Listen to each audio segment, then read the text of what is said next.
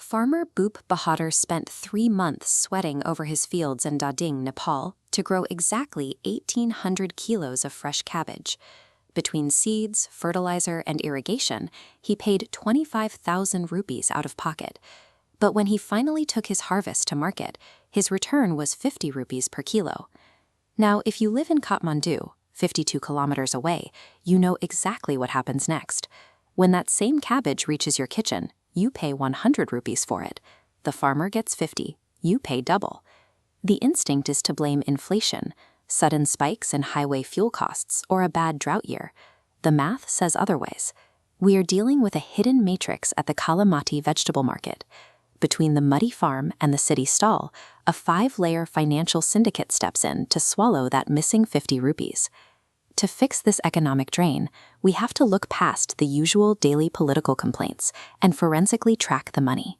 We need to see whose pockets are filling up as this cabbage moves down the highway.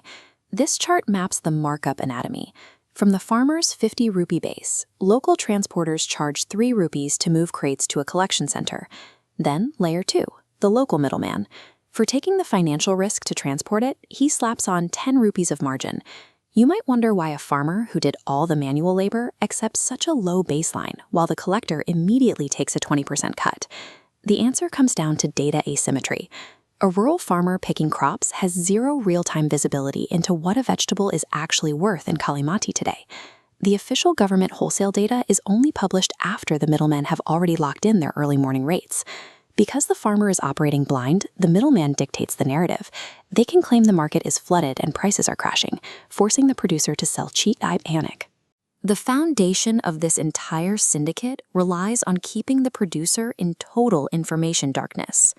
Returning to the chart, layer 3 is highway transport, adding 3.5 rupees for truck rental and bagging.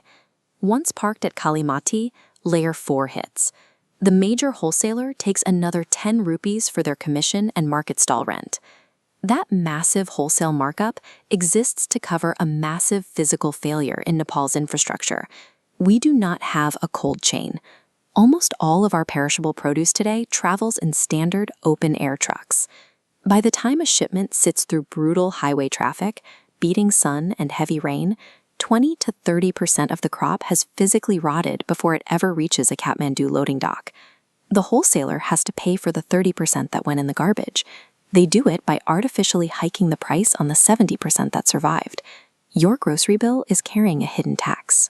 You are paying out of pocket for the country's failure to build modern refrigerated supply lines. Which brings us to the final mile of our chart. Layer 5 is the local neighborhood retailer. They take the final cut, adding a heavy 30 rupees to the price tag. The retailer isn't necessarily getting rich off this. That 30 rupee jump covers the final risk of the cabbage wilting on their own shelf, while leaving them enough margin to earn a daily living wage. And with that, the missing 50 rupees is entirely accounted for. The math is clear. The current structure forces the farmer into debt and the consumer into a premium price bracket, entirely to subsidize a chain of rotting vegetables and line transactions. Over the last few years, tech startups have tried to fix this by launching apps meant to connect farmers directly to consumers. Almost all of them fail.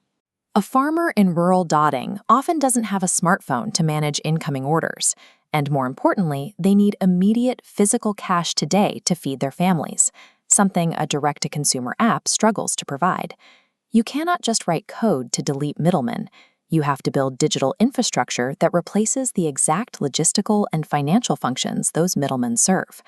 Right now, local tech innovators are testing a highly specific solution: cooperative-led output market technology.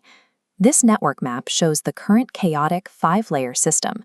Instead of smartphones for every farmer, software and IoT sensors are installed at a centralized village cooperative.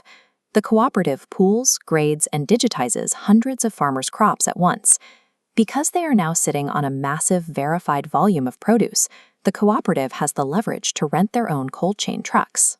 They strike direct business-to-business deals with city hotels and bulk buyers, completely bypassing the Kalimati syndicate. The algorithm recalculates. The farmer takes home 70 rupees instead of 50, and the consumer pays 80 rupees instead of 100. Nepal's economic hurdles are steep, but they are solvable. We fix them by replacing broken algorithms with precise, scalable technology. If you want to see the complete data breakdown of this supply chain, comment decode below and I will send you the full document. Stick around because next video I'm attempting a live experiment to legally register an AI business in Nepal in under 24 hours. See you there.